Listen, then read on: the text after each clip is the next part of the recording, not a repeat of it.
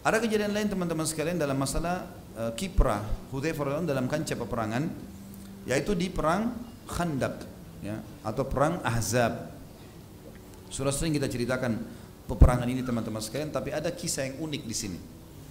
Jadi setelah 45 hari dikepung Madinah oleh orang-orang Quraisy dan pasukan Ahzab. Ahzab kan jamak daripada hizib, yang berarti kelompok.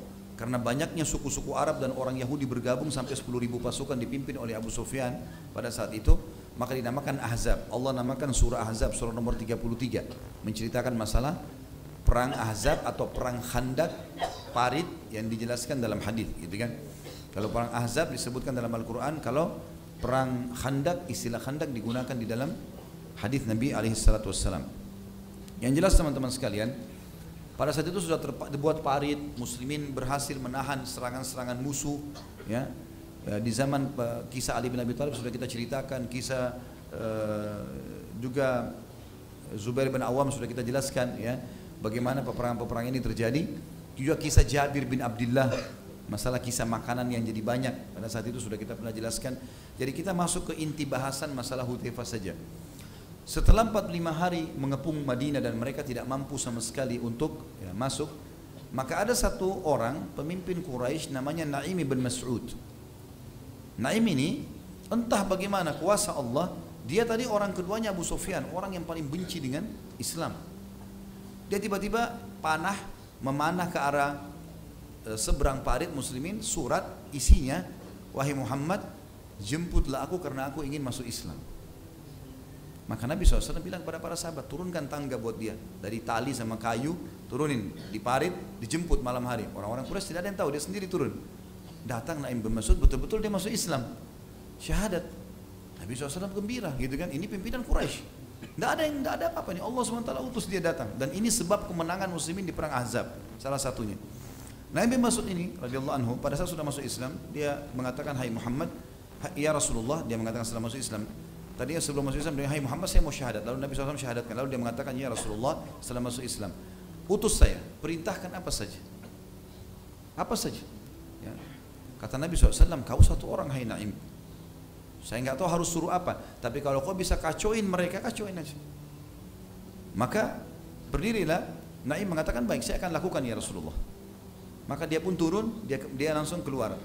Ini kalau tidak salah pernah saya ceritakan, tapi saya review kembali. Kalau meja ini kita ibaratkan parit, ya, parit yang digali di Madinah, di pojoknya itu ada benteng suku Quraidah, suku orang Yahudi yang berkhianat kepada Nabi SAW. Tadinya punya kesepakatan damai, nggak boleh lolosin pasukan musuh masuk, tapi mereka berkhianat, gitu kan? Mereka mau lolosin masuk pasukan Ahzab. Naim langsung datang ke sana, terus ngobrol, minta izin sama pemimpin Yahudi Quraidah, izinkan saya masuk. Karena dia tahu Naim maksudnya adalah pimpinan orang Quraisy, diizinkan masuk. Dia bilang, saya mau kumpul sama tokoh-tokoh kalian. Ngumpullah dengan tokoh-tokoh orang Yahudi. Lalu kata Naim, hai orang-orang Quraidah, kira-kira kalau orang-orang Quraisy pulang tinggalin kalian, kalian akan selamat dari serangan Muhammad? Kalian kan sekarang merasa kuat karena ada mereka. Sekarang saya lihat kejenuhan di pasukan Ahzab ini besar sekali, gitu kan? Jadi tujuan Naim ingin mengacaukan mereka, gitu kan? Maka kalau mereka pergi, pasti kalian akan diserang oleh Muhammad dan kalian tidak akan punya potensi untuk melawannya. Lalu kata orang-orang Yahudi, lalu apa saranmu? Kata Naim, saran saya minta 10 orang dari tokoh Quraisy bergabung di pasukan kalian, supaya kalaupun mereka bosan jenuh, mereka nggak mungkin tinggalkan 10 pimpinannya itu. Hanya untuk bergabung dengan pasukan kalian saja, nggak usah yang lain. Mereka bilang, bagus, ide yang bagus, baiklah. Naim langsung turun dari benteng, malam itu juga, ya, malam itu. Kemudian dia pungkul kepada pasukan Quraisy secara khusus, karena pimpinan pasukan Abu Sufyan dari Quraisy. Quraisy itu tuh jumlahnya kalau nggak salah sekitar 4.000 orang, termasuk yang besar sekali di pasukan Ahzab. Maka berkatalah Naim, hai Quraisy, kalian tahu kan, sama tadi di Yahudi juga dia bilang itu, kalian tahu siapa saya? Iya, tahu.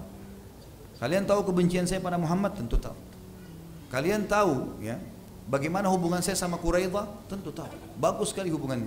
Baik, saya melihat Quraidah telah berkhianat. Quraidah telah berkhianat. Dan sebagai bukti, mereka akan meminta 10 orang dari kalian orang-orang Quraisy 10 orang untuk dijadikan tebusan kepada Muhammad. Seperti itu.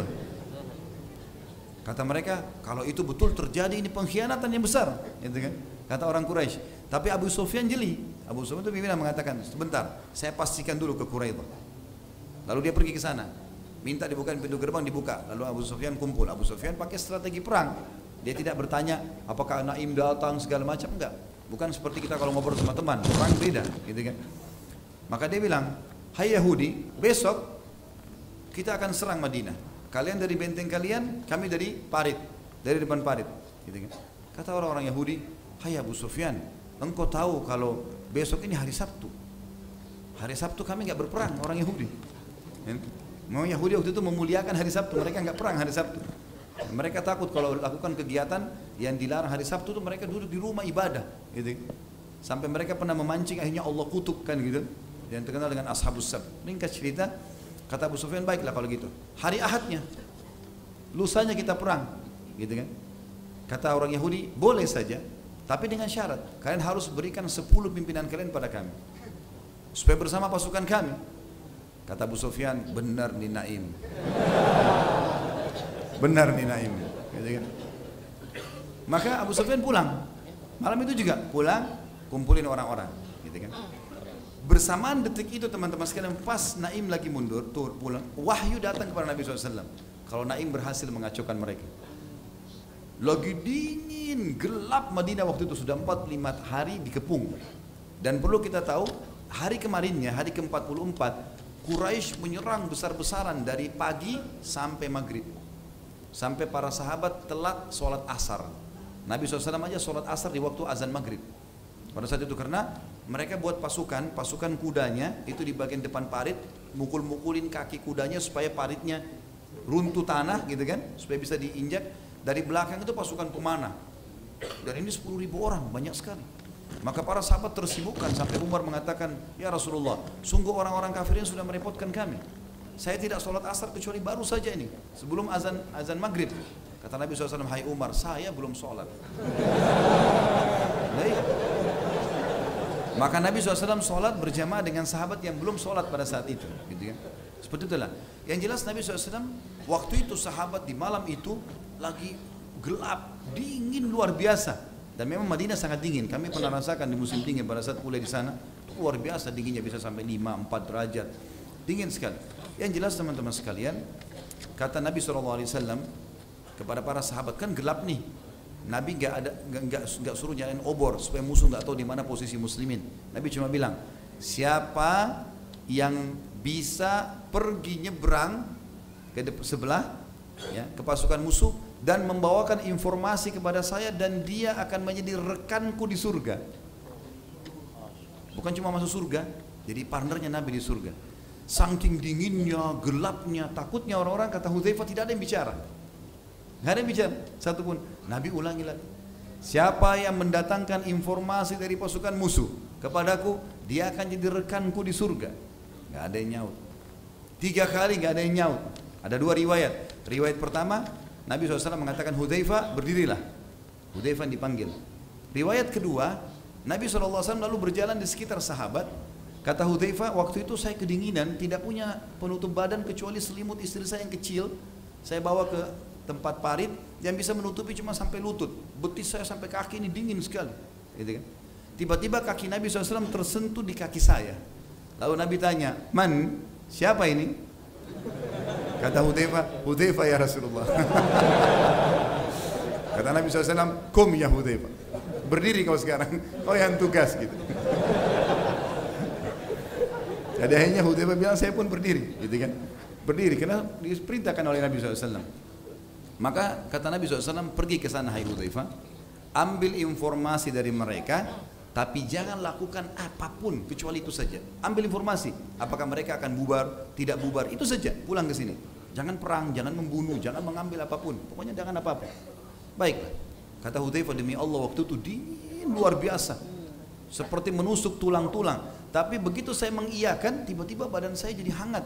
Saya seperti di dalam sebuah kotak yang panas, yang hangat gitu. Saya turun dari parit, saya naik ke atas, kemudian masuk ke pasukan musuh, gitu kan? Pada saat itu bersamaan Abu Sufyan balik dari tadi bentengnya Quraidah itu. Abu Sufyan di api unggunnya duduk, kemudian dia berkata kepada orang-orang, kumpullah hai pasukan, ya. Ada sesuatu yang penting yang saya ingin sampaikan pada malam ini, dan pastikan orang-orang di sebelah kalian kenal. Gitu. Jangan sampai musuh nyelinap. Hudzaifah ada di situ. Gitu kan. Akhirnya Hudzaifah mendengar Abu Sufyan memanggil orang-orang, gitu kan. Kata Abu Hudzaifah, saya waktu dengar suara laki-laki itu mengatakan, hai pasukan, kumpullah dan pastikan orang sebelah kalian. Saya melihat orang itu lagi menghangatkan diri di api unggun, karena dingin sekali kan. Begitu saya lihat Abu Sufyan, pimpinan orang-orang kafir nih, dia bilang, saya pun meletakkan anak panah saya di busurnya. Demi Allah kalau saya tarik mati Abu Sufyan, karena sasarannya dekat sekali dan panah ini dekat, pasti bisa membunuh. Tapi saya mengingat wasiat Nabi SAW, jangan buat apa-apa. Ambil informasi pulang, ini penting. Taat pada pemimpin di kancah peperangan penting. Jangan sok jagoan. Serang-serang tidak. Walaupun kita punya potensi, harus izin, gitu kan? Pasukan muslimin dulu tidak berani menyerang kecuali sudah ada izin. Sampai kadang-kadang mereka karena inginnya menyerang, mereka merayu-rayu pimpinan mereka, izinkan kami menyerang. Begitu dikatakan iya, sudah langsung menyerang, gitu. Kalau enggak bisa, melanggar ini, gitu kan? Bisa kalau mati tidak mati syahid nantinya. Maka kata Hudzaifah, orang-orang pada berkumpul semua, karena kan informasi penting. Tapi Abu Sufyan bilang apa tadi? Harus kenal orang yang ada di sebelah. Tanya. Jadi orang pada tanya, siapa kamu? Siapa kamu, gitu kan? Tanya, disebutkan namanya. Hudzaifah bilang, saya bingung nih. Nanti kalau saya sebut nama saya ketahuan.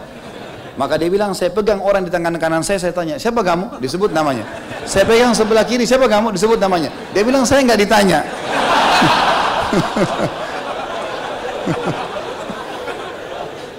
Ini kecerdasan. Sampai dia bilang, saya nggak ditanya akhirnya.